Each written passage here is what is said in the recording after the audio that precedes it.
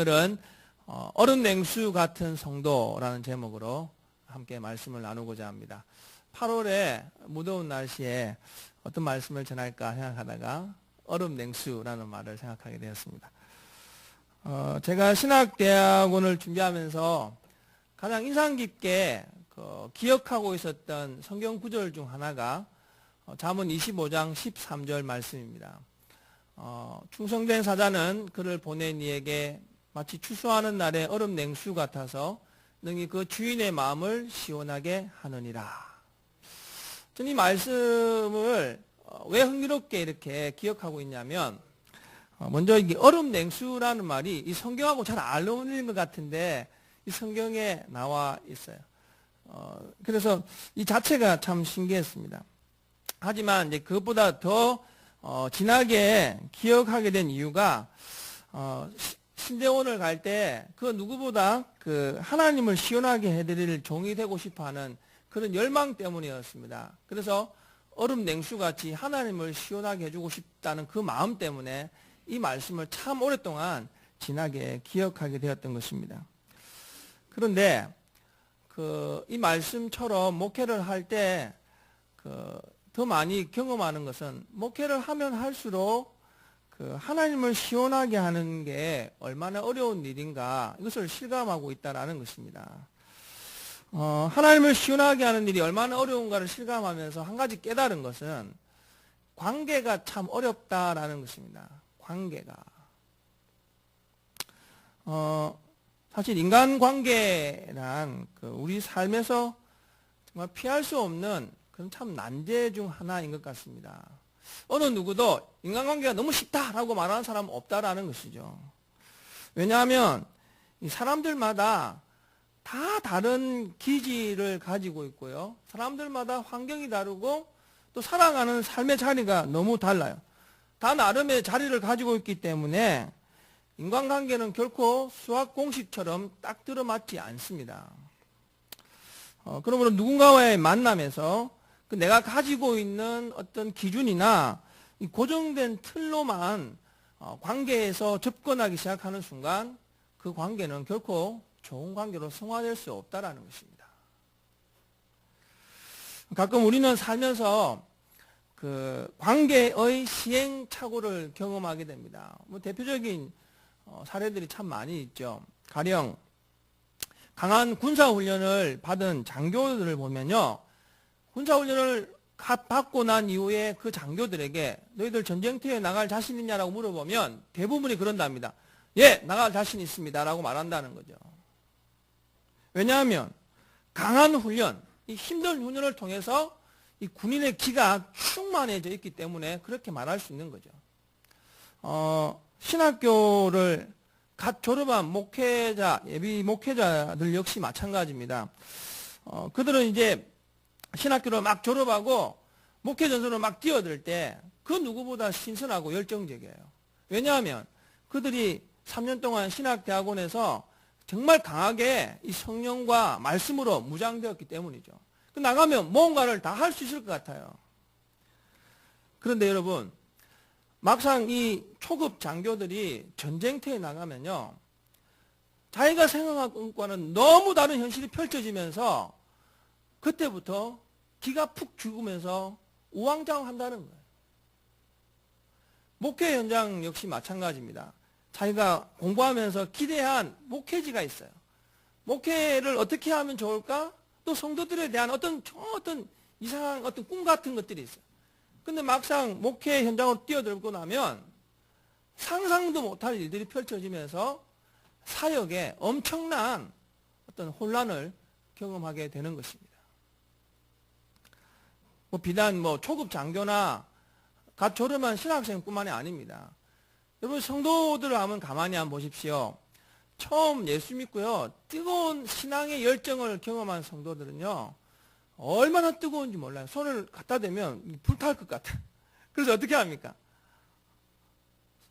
지금 서아프리카에 지금 에볼라 바이러스가 퍼지니까 뭐라 합니까? 제가 그곳에 가겠다는 거야. 이런 어떤 황당한 일을 하면서까지 순교를 불태우는 것이 예수 처음 만난 자들의 그 놀라운 신앙의 열정입니다. 그런데 여러분, 재밌는 건요, 자기가 그렇게 원했던 삶으로 딱 나아가는데 다른 누군가로부터 그 열정적인 삶에 방해를 받거나 내가 나아가고자 하는 길을 누군가가 가로막기 시작하면 그때부터 그 뜨거운 신앙의 열정이 순식간에 증발해버리기 시작합니다. 처음 장담했던 이 순수한 마음들이 현실 앞에서 무너지기 시작하는 거예요.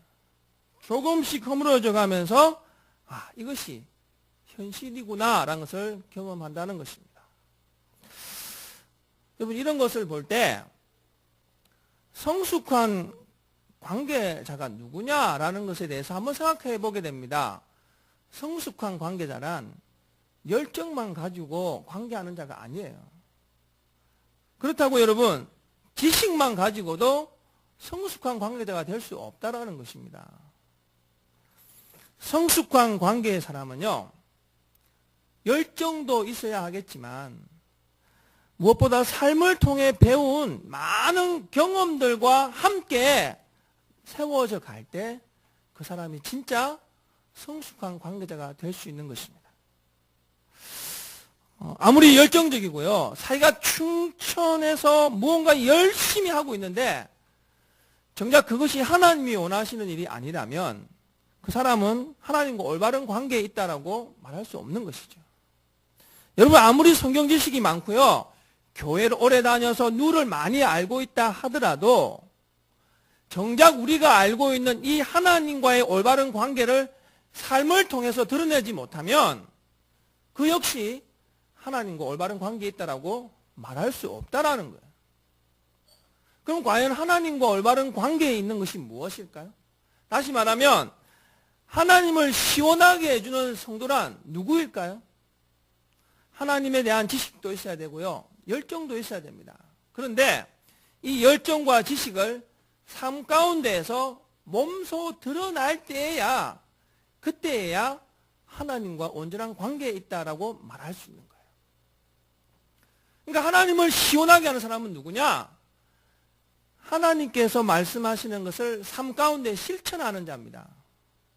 자, 그러면 삶을 실천하는 자들에게 원하시는, 하나님께서 원하시는 시원한 삶은 무엇일까?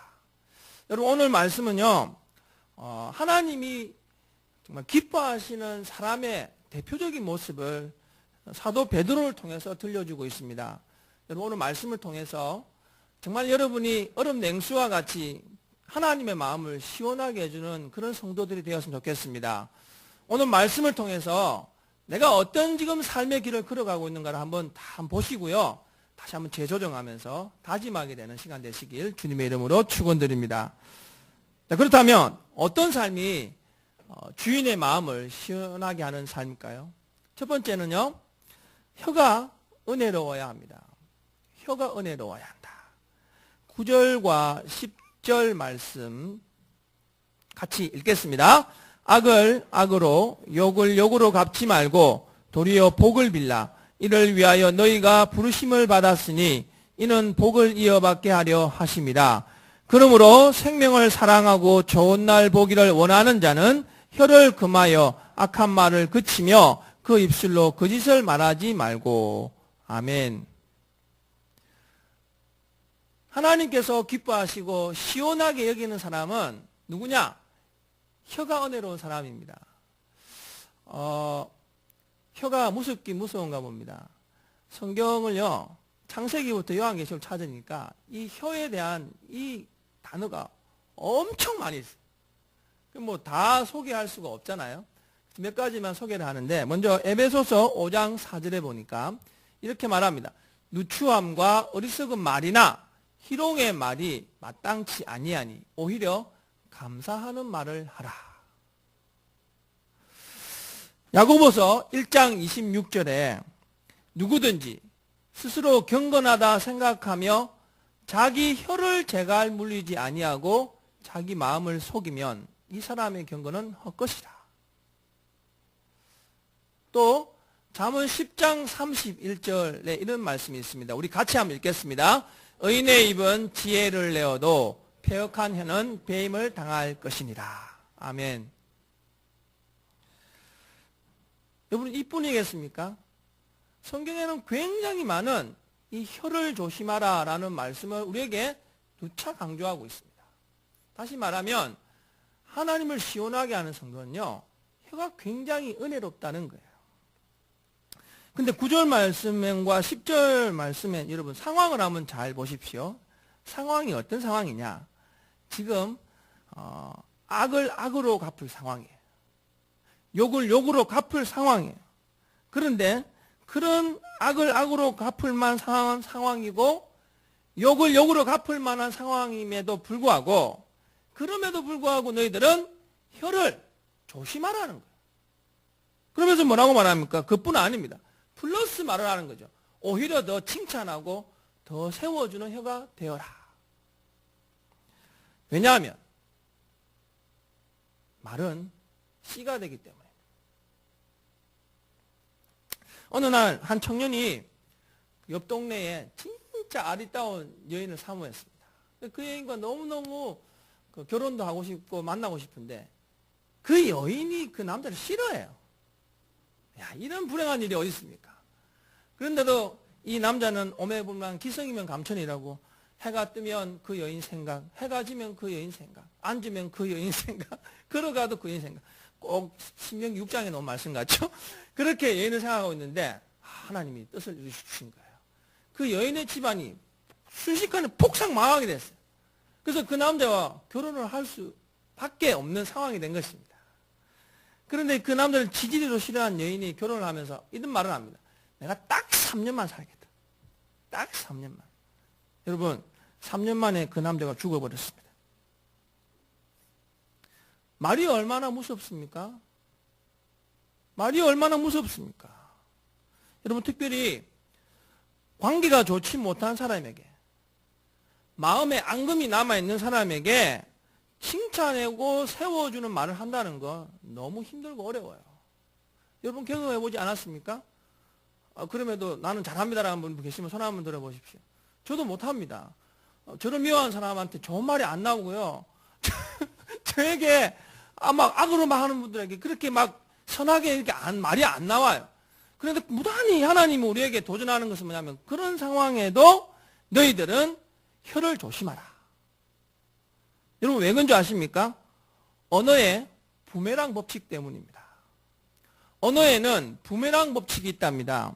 평안을 빌면 평안이 돌아온답니다. 축복을 하면 축복으로 돌아온다는 거죠. 그런데 여러분 부정적인 말을 하면 그 부정적인 말이 그 부정적 말을 하는 사람에게 부정적인 삶으로 되돌아온다는 거예요. 성경을 보면서 우리의 입술이 얼마나 중요한가. 로마서 12장 14절에 이렇게 말을 합니다. 너희를 핍박하는 자를 축복하라. 축복하고 저주하지 말라. 이것이 바로 하나님을 시원하게 하는 성도의 모습이에요. 여러분, 우리가 분명히 기억해야 할 것은 우리는 세상이라는 삶의 자리에 있습니다. 하지만 우리가 기억해야 할 것은 뭐냐면 세상에 있지만 우리는 하나님 나라 백성이고 하나님의 자녀라는 거예요. 10절 말씀에 이런 말씀이 있습니다. 생명을 사랑하고 좋은 날 보기를 원하는 자는, 생명을 사랑하고 좋은 날 보기를 원하는 자라는 말은 뭐냐면 천국을 소망하는 사람이에요. 천국이 있다라고 믿는 사람이에요. 여러분 천국이 있다는 것을 믿습니까? 천국을 믿는 사람들은요, 천국 성도답게 살아가는 거예요. 천국의 성도들은 관계의 어려움 속에서도 혀를 잘 관리할 수밖에 없습니다. 악한 말을 하거나 거짓을 행하지 아니하도록 혀를 잘 관리해야 하는 거예요. 왜냐하면 이것이 천국 백성의 특징이기 때문에 그렇습니다. 사랑하는 성도 여러분, 저는 여러분의 혀가 은혜로운 혀이기를 바랍니다. 상황이 그렇게 안 될지라도 여러분의 혀가 은혜의 말을 가득 실어나는 축복의 통로가 되었으면 좋겠습니다. 여러분 이 무더운 여름 그런 은혜의 혀가 우리를 시원하게 할 뿐만 아니라 하나님 또한 시원하게 하는 것입니다. 여러분이 하나님을 시원하게 하는 성도들 되시길 주님의 이름으로 축원드립니다. 두 번째로 하나님을 시원하게 하는 성도가 누구냐? 행위가 은혜로워야 합니다. 행위가 은혜로워야 한다. 우리 11절 말씀 같이 읽겠습니다. 악에서 떠나 선을 행하고 화평을 구하며 그것을 따르라. 아멘. 악에서 떠나 선을 행하고. 여러분 이 상황 역시 지금 굉장히 넉넉하거나 평안할 때의 상황은 아닌 것 같습니다. 지금 베드로가 전하고 있는 이 상황은 굉장히 애매하고 굉장히 억울한 상황임에도 불구하고 너희들이 무엇을 해야 되느냐? 그럼에도 불구하고 악에서 떠나서 선을 행해야 한다라고 말하고 있습니다. 베드로 사도가 편지를 보낼 때의 초대교회 상황은 교회가 엄청난 핍박을 받는 상황이었어요. 예수 믿어도 무언가 잡히지 않는 상황이었어요.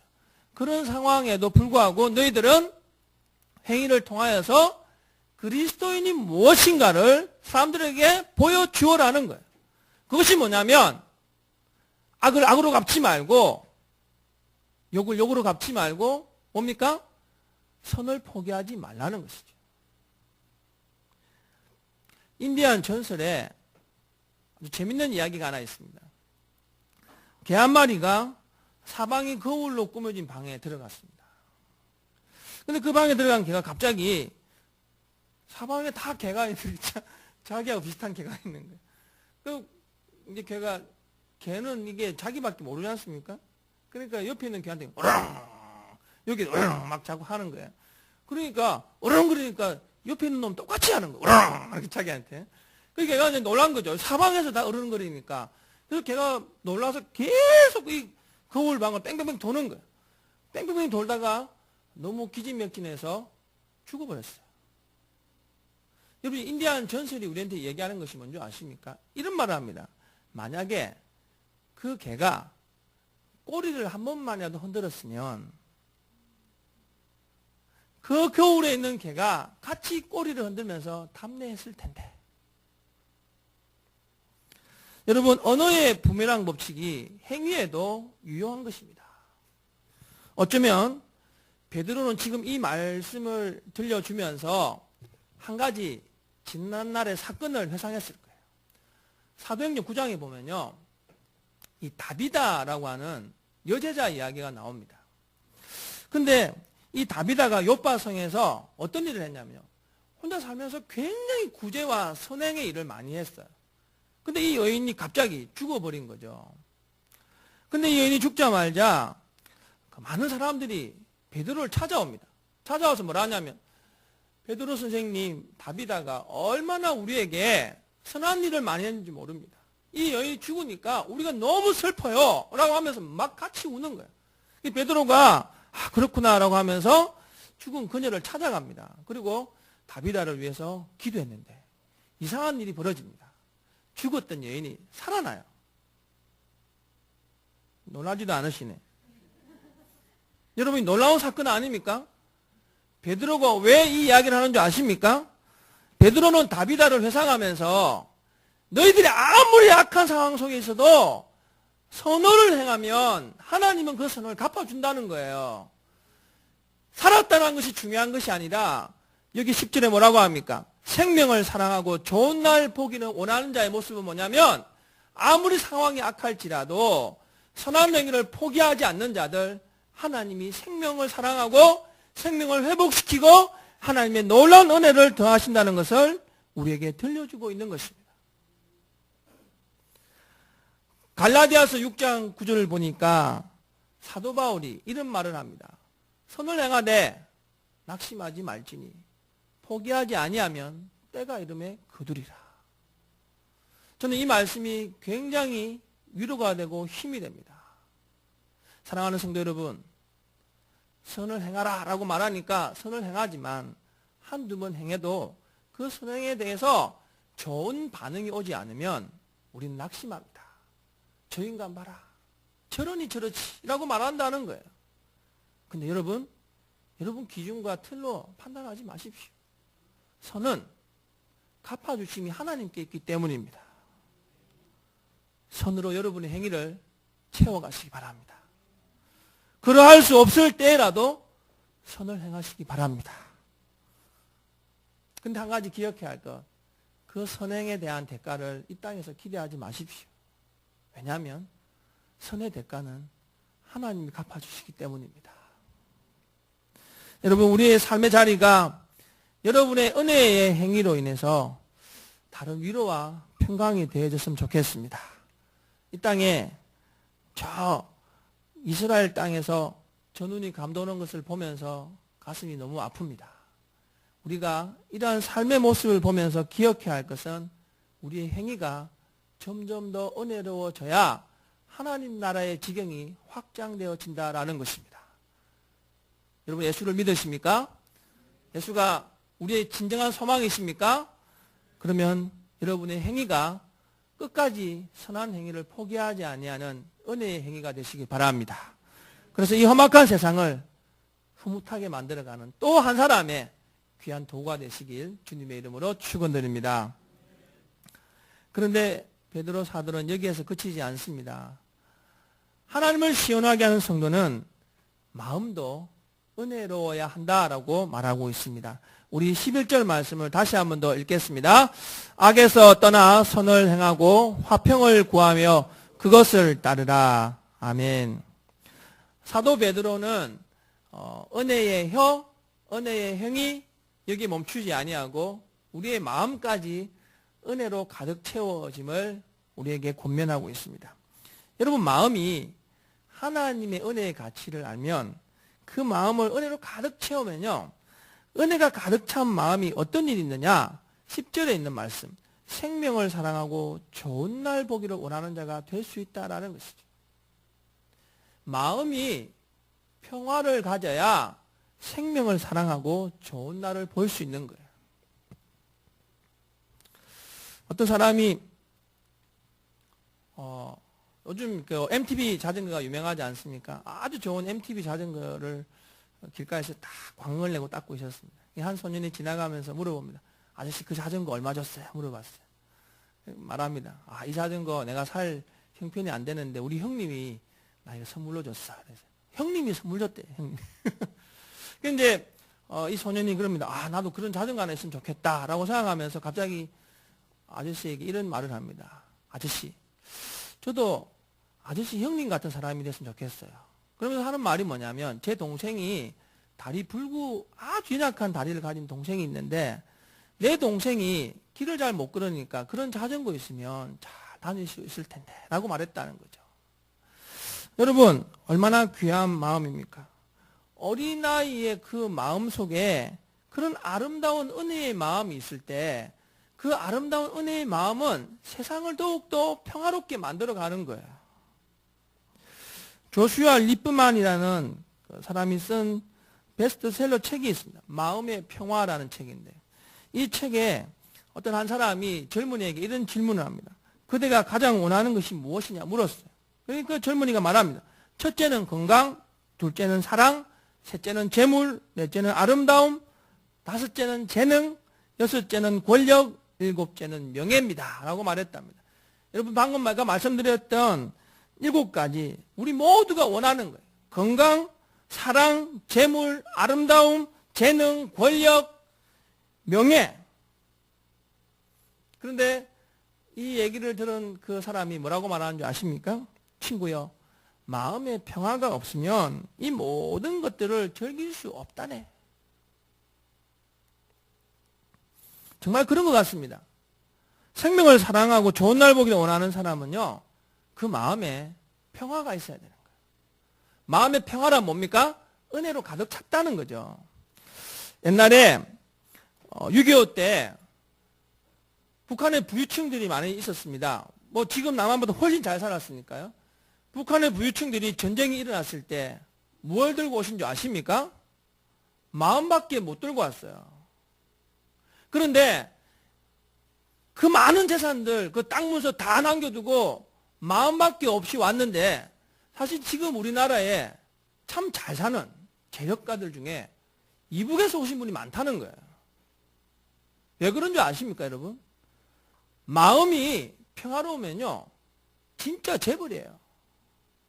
그 마음이 강하고 그 은혜로 가득 채워지니까 그 초대 그 한국에 내려왔던 분들이 세웠던 교회가 영락교회, 이 충영교회들을 세우면서 그분들이 하나님의 그 은혜에 놀라운 축복을 받았던 거죠. 아무리 많이 가지고 있어도 여러분, 마음이 불행하면 그 사람은 불행한 사람이에요. 아무리 초라하고 아무것도 가진 거 없지만 내 마음이 부자면 그 사람은 진짜 부자예요. 믿습니까? 콜리지라는 사람이 이런 말을 했습니다. 평화는 세상의 모든 축복 중에서 가장 가치 있는 것입니다. 평화는 세상의 모든 축복 중에서 가장 가치 있는 것입니다. 정말 맞습니다. 마음의 평화가 깨어지면요, 건강도, 사랑도, 재물도, 아름다움도, 재능도, 권력도, 명예도 아무것도 담을 수 없는, 잃어버리는 것밖에 되지 않습니다. 여러분, 하나님이 시원하게 여긴 성도가 누군지 아십니까? 이 마음에 은혜로 가득 채워진 성도를 하나님은 시원하게 여기십니다. 이 마음에 상황을 보고 흔들리는 것이 아니라 평화로 가득 채워진 자를 하나님은 시원하게 여기신다는 것입니다. 저는 여러분의 마음에 이 하나님의 은혜가 가득 채워진 마음이 되었으면 좋겠습니다. 삶의 상황이나 여건 보지 마시고 이 은혜로 가득 채워진 마음으로 여러분 삶 가운데 하나님의 평강이 가득 채워지기 바랍니다. 이 하나님의 평화, 이 마음의 평화, 이것이 우리의 삶을 지배해서 하나님 나라를 확장해가는 귀한 도구들 되시길 바랍니다. 어제가 35.7도였답니다. 35.7도. 이어지는 폭염 속에서도 여러분 우리가 얼음 냉수와 같은 성도가 된다면 35.7도가 아니라 37.5도가 되어도 시원할 줄로 믿습니다. 여러분 이 폭염 속에서도 우리의 혀가, 우리의 행위가, 우리의 마음이 은혜로 채워지면 그 자가 바로 시원한 영향력의 사람이 될 줄로 믿습니다.